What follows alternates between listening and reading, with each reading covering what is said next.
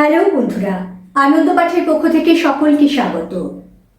আজ আলোচনা করব ওয়েস্ট বেঙ্গল বোর্ড এবং সিবিএসই বোর্ডের একাদশ শ্রেণীর পাঠ্য গল্প প্রেমেন্দ্র মিত্রের তেলে না পোতা আবিষ্কার।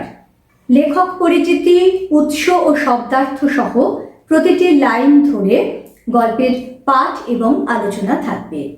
গল্পটি একটু বড় এবং একেবারেই অন্য ধারার একটি গল্প, তাই সহজভাবে বিস্তারিত ব্যাখ্যা করার জন্য তিনটি পর্বে ভাগ করে এই আলোচনাটি আমি সাজিয়েছি। আজকে প্রথম পর্ব। গল্পের আঙ্গিকে, ভাষায় এবং গঠনরীতিতে যথেষ্ট অভিনবত্ব রয়েছে, ফলে গল্পটি খুব ভালো করে বোঝা দরকার। প্রথমে লেখক প্রেমেন্দ্র মিত্র সম্পর্কে কিছু কথা জানব। রবীন্দ্র পরবর্তী আধুনিক বাংলা সাহিত্যের অন্যতম প্রখ্যাত সাহিত্যিক হলেন প্রেমেন্দ্র মিত্র। 1924 সালে প্রবাসী পত্রিকায় প্রথম তার দুটি গল্প প্রকাশ পায়, শুধু কেরানি ও গোপনচারিণী। তীক্ষ্ণ ক্ষুরধার ভাষায় এবং তির্যক ভঙ্গিতে তিনি রাজনৈতিক ও সামাজিক পরিস্থিতি তুলে ধরেছেন পাঠকের সামনে। তার কয়েকটি বিখ্যাত গল্পগ্রন্থ হল বেনামি বন্দর, মৃত্তিকা, অফুরন্ত, নিশীথ নগরী, পুড়িয়ে ছড়িয়ে, সামনে চড়াই, সপ্তপদী ইত্যাদি। পাঁক, মিছিল, প্রতিধ্বনি ফেলে, আগামীকাল, বিষপিল ইত্যাদি তার কয়েকটি উল্লেখযোগ্য ও জনপ্রিয় উপন্যাস। আর তার কয়েকটি বিখ্যাত কাব্যগ্রন্থ হল প্রথমা, সম্রাট, ফেরারি ফৌজ, হরিণ, চিতা, চিল, কিন্নর, নদীর নিকটে ইত্যাদি। তার লেখা বিজ্ঞান নির্ভর কয়েকটি রচনা হল পিঁপড়ে পুরাণ, মঙ্গল বৈরী, পৃথিবীর শত্রু, করাল কীট, ময়দানবের দ্বীপ ইত্যাদি। গল্প, উপন্যাস এবং কবিতা লেখার পাশাপাশি তিনি বহু চলচ্চিত্র পরিচালনা করেছেন। এছাড়া প্রায় 70টি চলচ্চিত্রের কাহিনী ও চিত্রনাট্যও লিখেছেন।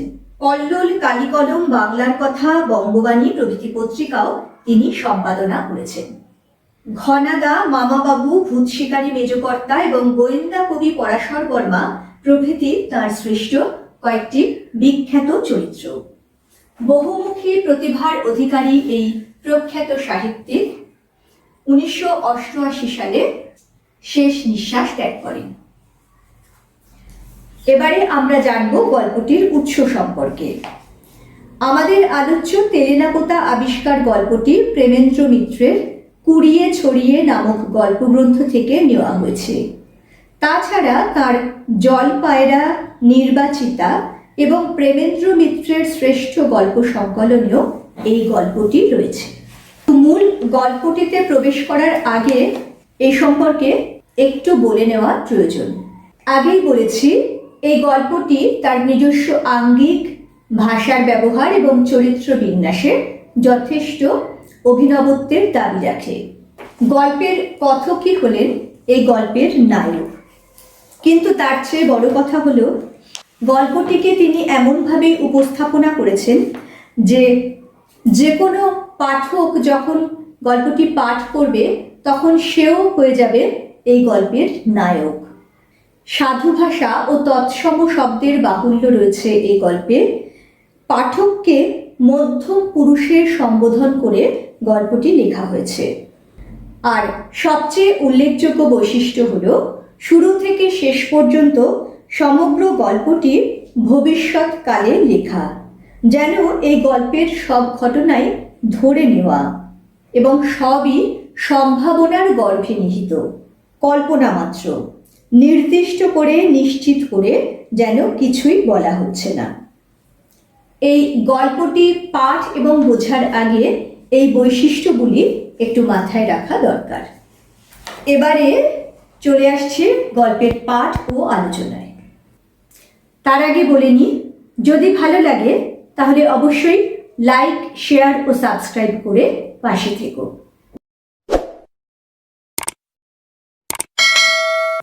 তেলে না পোতা আবিষ্কার প্রেমেন্দ্র মিত্র। শনি ও মঙ্গলই হবে বোধহয়, যোগাযোগ হলে তেলে না পোতা আপনারাও একদিন আবিষ্কার করতে পারেন। অর্থাৎ কাজে কর্মে মানুষের ভিড়ে হাঁপিয়ে ওঠার পর যদি হঠাৎ দুদিনের জন্য ছুটি পাওয়া যায়, আর যদি কেউ এসে ফুসলানি দেয় যে কোনো এক আশ্চর্য সরোবরে পৃথিবীর সবচেয়ে সরলতম মাছেরা এখনো তাদের জল জীবনের প্রথম বড়শিতে হৃদয়বিদ্ধ করবার জন্য উদ্গ্রীব হয়ে আছে, আর জীবনে কখনো কয়েকটা পুঁটি ছাড়া অন্য কিছু জল থেকে টেনে তোলার সৌভাগ্য যদি আপনার না হয়ে থাকে, তাহলে হঠাৎ একদিন তেলেনাপোতা আপনিও আবিষ্কার করতে পারেন। দেখো, আমাদের জীবনের সবটাই তো যোগাযোগ, সবটাই তো ভাগ্যের খেলা। তাই লেখক শুরু করেছেন এমনই কোনো একটা শুভ যোগের কথা বলে, শনি ও মঙ্গলের অথবা মঙ্গলেরই কোনো যোগাযোগে তেলেনাপোতা বলছেন একদিন আপনারাও আবিষ্কার করতে পারেন। এই তেলেনাপোতার যাত্রাকে লেখক বলছেন আবিষ্কার। তেলেনাপোতা একটা স্থান বা জায়গার নাম। বাস্তবে এই জায়গার হয়তো কোথাও কোনো অস্তিত্ব নেই। এই নামটি লেখকের কল্পনাপ্রসূত বা এমন একটি মন গড়া নাম পাঠকেরা যে কেউ দিয়ে নিতে পারেন। আসল কথা হচ্ছে কোনো অজানাকে জানা, কোনো অপরিচিতের সঙ্গে পরিচিত হওয়ার আকাঙ্ক্ষা।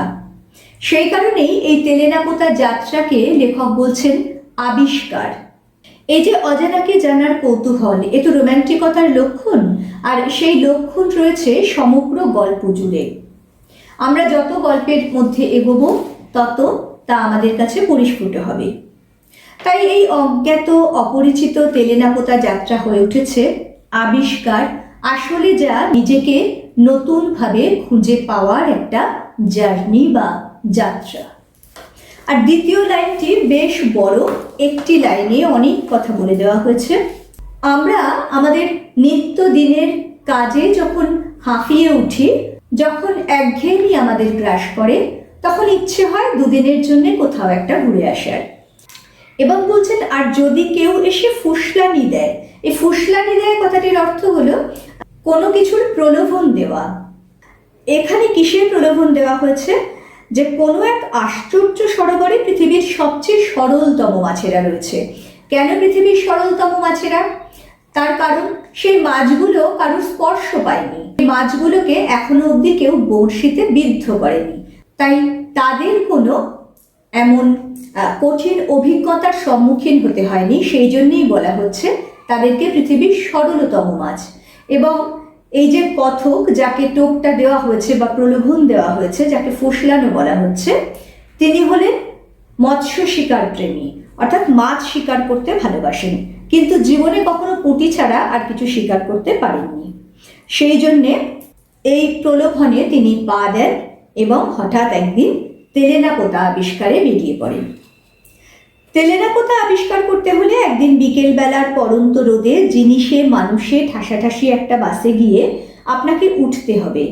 তারপর রাস্তার ঝাঁকানির সঙ্গে মানুষের গুঁতো খেতে খেতে ভাদ্রের গরমে ঘামে ধুলোয় চটচটে শরীর নিয়ে ঘন্টা দুয়েক বাদে রাস্তার মাঝখানে নেমে পড়তে হবে আচমকা।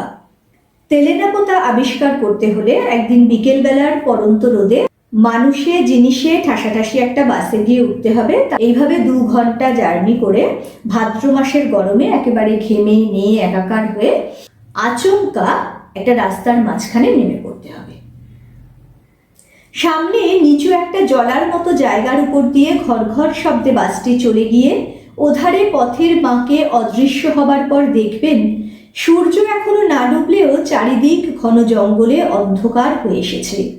কোনো দিকে চেয়ে জনমানব দেখতে পাবেন না, মনে হবে পাখিরাও যেন সভয় সে জায়গা পরিত্যাগ করে চলে গিয়েছে। একটা স্যাঁতস্যাঁতে ভিজে ভ্যাপসা আবহাওয়া টের পাবেন, মনে হবে নিচের জলা থেকে একটা ক্রূর কুণ্ডলিত জলীয় অভিশাপ ধীরে ধীরে অদৃশ্য ফনা তুলে উঠে আসছে। যেখানে তারা নামলেন তার সামনে রয়েছে একটা নিচু জলার মতো জায়গা। বাসটি তাদের নামিয়ে দিয়ে সেখান থেকে চলে যাবে। যদিও তখনও সূর্য ডোবেনি, দিনের আলো রয়েছে, কিন্তু যেহেতু চারপাশে ঘন জঙ্গল, তাই জায়গাটা অন্ধকারাচ্ছন্ন হয়ে রয়েছে। চারিদিকে কোথাও কোনো জনমানব নেই, এমনকি পাখিরাও, জঙ্গল বলা হচ্ছে, গাছপালা রয়েছে অথচ কোনো পাখি নেই, পাখিরাও যেন ভয়ে ভয়ে সেই জায়গাটাকে ত্যাগ করেছে। এই যে বলা হচ্ছে নিচের জলা থেকে একটা ক্রূর ও কুণ্ডলিত জলীয় অভিশাপ ধীরে ধীরে অদৃশ্য ফনা তুলে এগিয়ে আসছে। এই যে স্যাঁতস্যাঁতে ভিজে ভাব, সেটা ওই জলার জন্যেই আরো বেশি করে চারপাশের পরিবেশটাকে ভারী করে তুলেছে। সেই জন্যেই তাকে জলীয় অভিশাপ বলেছেন লেখক। বড় রাস্তা থেকে নেমে সেই ভিজে জলার কাছেই গিয়ে দাঁড়াতে হবে আপনাকে। সামনে ঘন জঙ্গলের ভিতর দিয়ে মনে হবে একটা কাদা জলের নালা কে যেন কেটে রেখেছে। সে নালার মতো রেখাও কিছু দূরে গিয়ে দুধারে বাঁশঝাড় আর বড় বড় ঝাঁকড়া গাছের মধ্যে হারিয়ে গিয়েছে। তেলেনাপোতা আবিষ্কারের জন্যে আরও দুজন বন্ধু ও সঙ্গী আপনার সঙ্গে থাকা উচিত। তারা হয়তো আপনার মতো ঠিক মৎস্যলুব্ধ নয়, তবু এই অভিযানে তারা এসেছে কে জানে আর কোন অভিসন্ধিতে। এমন একটি দুর্গম অচেনা অপরিচিত জায়গায় সঙ্গে সঙ্গী থাকা দরকার। তাই বলছেন যে আপনার সঙ্গে আরো দুজন বন্ধু ও সঙ্গী থাকা উচিত। তারা কতকের মতো মৎস্যলুব্ধ নয়, অর্থাৎ মাছ ধরতে আসেনি, তবুও তারা এই অভিযানে এসেছে কে জানে কোন অভিসন্ধিতে। অভিসন্ধি মানে কোন উদ্দেশ্যে, একটা যেন সাসপেন্স তৈরি করলেন লেখক। আসলে প্রেমেন্দ্র মিত্র তো বহু সফল রহস্য গল্পের লেখক, তাই তার এই গল্পটির মধ্যেও একটা যেন রহস্যে ঘেরা ব্যাপার স্যাপার রয়েছে বলে প্রতি মুহূর্তে মনে হবে। তিনজনে মিলে তারপর সামনে নালার দিকে উৎসুকভাবে চেয়ে থাকবেন। মাঝে মাঝে পা ঠুকে মশাদের ঘনিষ্ঠতায় বাধা দেবার চেষ্টা করবেন এবং সপ্রশ্ন দৃষ্টিতে ওর মুখের দিকে চাইবেন। খানিক বাদে পরস্পরের মুখও আর ঘনায়মান অন্ধকারে ভালো করে দেখা যাবে না। মশাদের ঐকতান আরো তীক্ষ্ণ হয়ে উঠবে। আবার বড় রাস্তায় উঠে ফিরতি কোনো বাসের চেষ্টা করবেন কিনা যখন ভাবছেন, তখন হঠাৎ সেই কাদা জলের নালা যেখানে জঙ্গলের মধ্যে হারিয়ে গিয়েছে, সেখান থেকে অপরূপ একটি শ্রুতি বিস্ময়কর আওয়াজ পাবেন। মনে হবে বোবা জঙ্গল থেকে কে যেন অমানুষিক এক কান্না নিংড়ে নিংড়ে বার করছে। তিনজনে মিলে তো সেই নালার দিকে খুব উৎসুকভাবে চেয়ে থাকছে এবং বলাই বাহুল্য যে এমন একটি জায়গায় মশাদের উৎপাত থাকবেই, তা আবার বর্ষাকাল, ভাদ্রমাস। কিছুক্ষণ বাদে যখন সত্যি সত্যি সন্ধে নামবে, তখন অন্ধকার এতটাই ঘনিয়ে আসবে যে এরা কেউ পরস্পরের মুখও আর দেখতে পাবে না। মশাদের ঐকতান অর্থাৎ একসঙ্গে মানে কোরাস গান বা কোরাস কোনো মিউজিক যাকে বলে, মশাদেরও তো একটা গান বেরোয়, সুর বেরোয়, যখন অনেক মশা একসঙ্গে ঝাঁকে ঝাঁকে আসে তখন সেই ঐকতান, সেই ডাক আরও বেড়ে যাবে, ফলে তাদের উপদ্রবও অনেক বেড়ে যাবে। এরকম একটা অস্বস্তিকর, একটা প্রায় অসহ্য পরিবেশে সবাই যখন ভাবছে যে এবারে ফিরতি পথে আবার চলে যাবে কিনা, সেই সময়ই যেখানে কাদা জলের নালাটি শেষ হয়ে গিয়েছে বলে মনে হচ্ছে, সেখান থেকে একটা শ্রুতি বিস্ময়কর আওয়াজ পাবেন। আমরা শ্রুতি মধুর কথা শুনেছি, যা শুনতে ভালো লাগে, সুন্দর লাগে। শ্রুতি বিস্ময়কর কথা, বিস্ময়কর অর্থাৎ যা আমাদের অবাক করে। শ্রুতি বিস্ময়কর কেন বলা হয়েছে? এমন কোনো আওয়াজ তারা পাচ্ছেন যে আওয়াজটি তাদেরকে ভীষণ অবাক করে দিয়েছে, ভীষণ তাদের মনে বিস্ময় বোধ জাগিয়ে তুলেছে। মনে হবে বোবা জঙ্গল থেকে কে যেন অমানুষিক এক কান্না নিংড়ে নিংড়ে বার করছে। এই যে বললাম, রহস্যের একটা বাতাবরণ, রহস্যের একটা আবরণ দিয়ে মোড়া রয়েছে গল্পটি। বোবা জঙ্গল থেকে, বোবা জঙ্গল কেন বলছেন?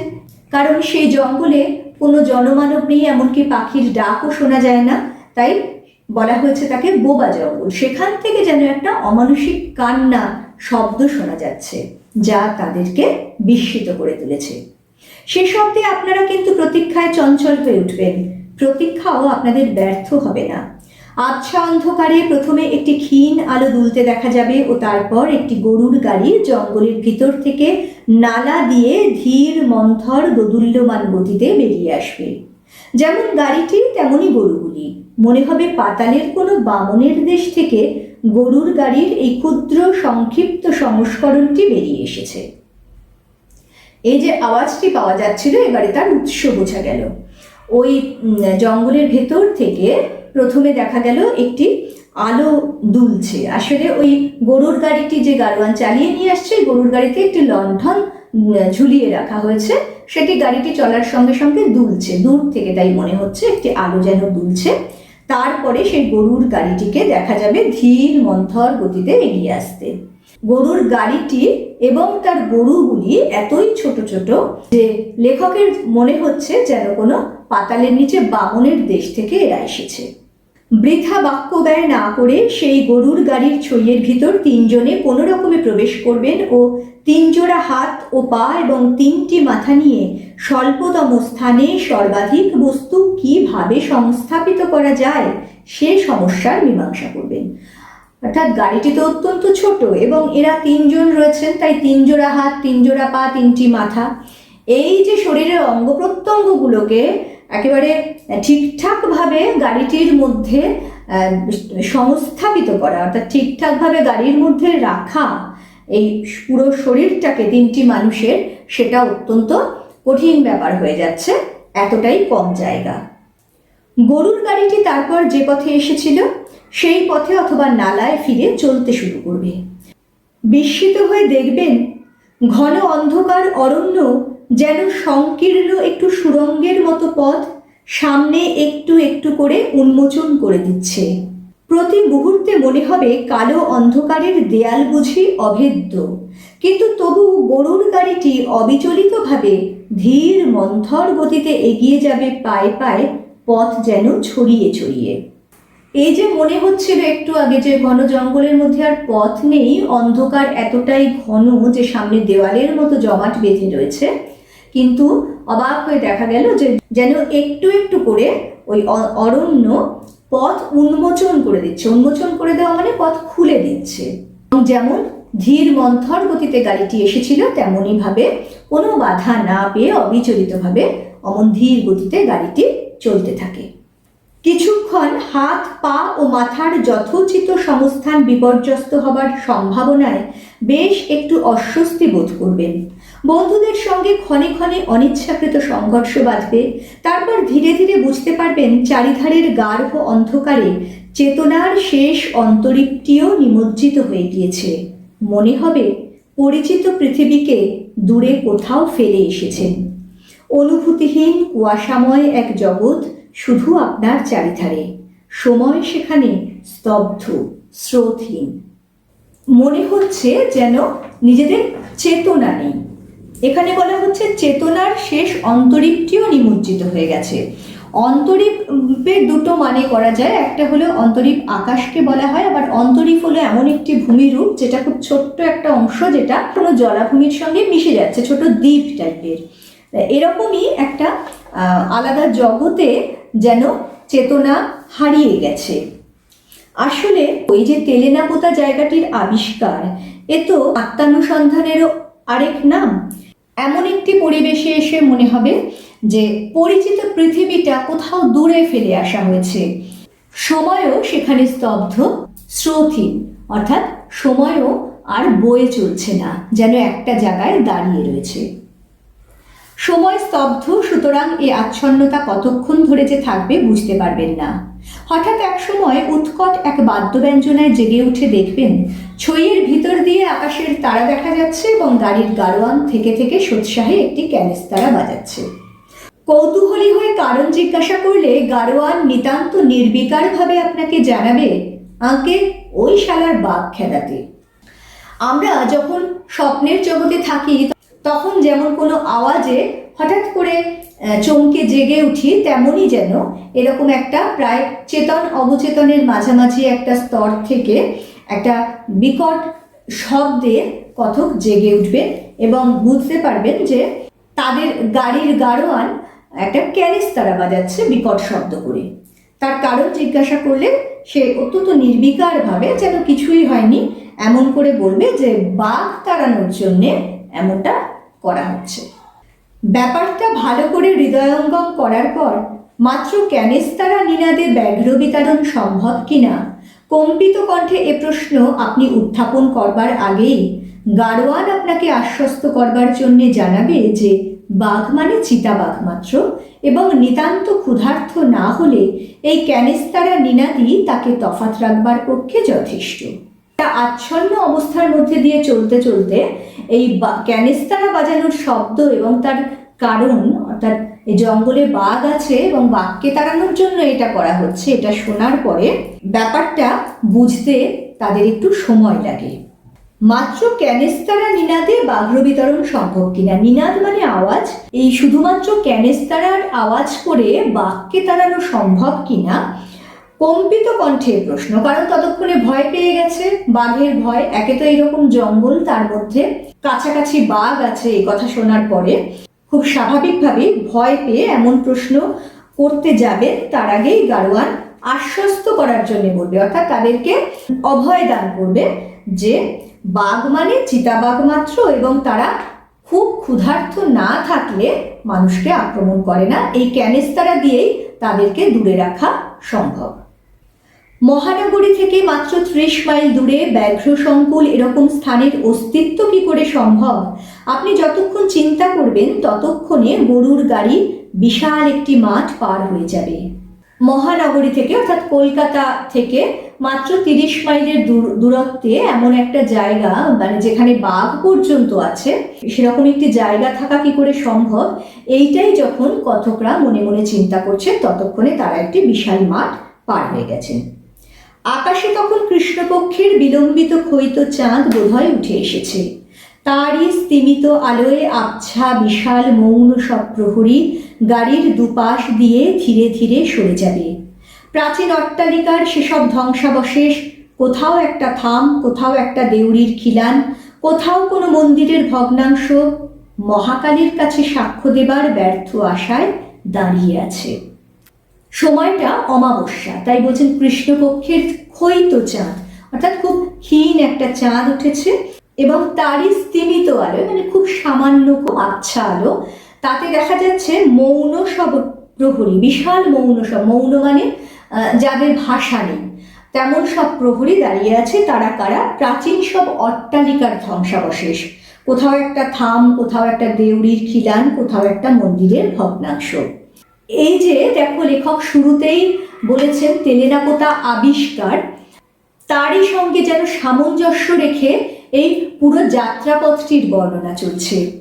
এই যে একটা যেন পুরনো সভ্যতার ধ্বংসাবশেষ দেখে মনে হচ্ছে, এটা যে একটা একসময় বর্ধিষ্ণু গ্রাম ছিল, যেখানে অট্টালিকা ছিল, যেখানে পাকা মন্দির ছিল, এই ধ্বংসাবশেষগুলি যেন নীরবে তারই সাক্ষ্য দিয়ে চলেছে। আর এই যে শেষের লাইনটি খুব ইম্পর্টেন্ট, অপূর্ব একটি লাইন, মহাকালীর কাছে সাক্ষ্য দেবার ব্যর্থ আশায় দাঁড়িয়ে আছে। এক সময় এটি একটি বিরাট বর্ধিষ্ণু গ্রাম ছিল, তারই সাক্ষ্য বহন করছে এই ধ্বংসাবশেষটি, কিন্তু ব্যর্থ আশায় কেন? কারণ এমন একটি দুর্গম স্থান যে আছে সেটাই বোধহয় বাইরের পৃথিবীর কাছে জানা নেই, তাই কেউ যে কোনোদিনও এখানে আসবে এবং তাদের এই সাক্ষ্যকে চিনে নিয়ে ইতিহাসের পাতা খুলে বসবে, সেই আশাটা যেন তাদের একটা ব্যর্থ আশা। কথক ও তার বন্ধুদের এই যাত্রাপথ কোথায় গিয়ে শেষ হলো, সেখানে যাবার পরে কি ঘটলো না ঘটলো, এ সব কিছুই আমরা জানতে পারবো পরের পর্বগুলিতে। খুব তাড়াতাড়ি দ্বিতীয় পর্ব নিয়ে ফিরে আসছি। সঙ্গে সঙ্গে নোটিফিকেশন পেতে চাইলে সাবস্ক্রাইব করে বেল বাটনটি অন করতে ভুলো না। ভালো থেকো সবাই, আজকের মতো টাটা।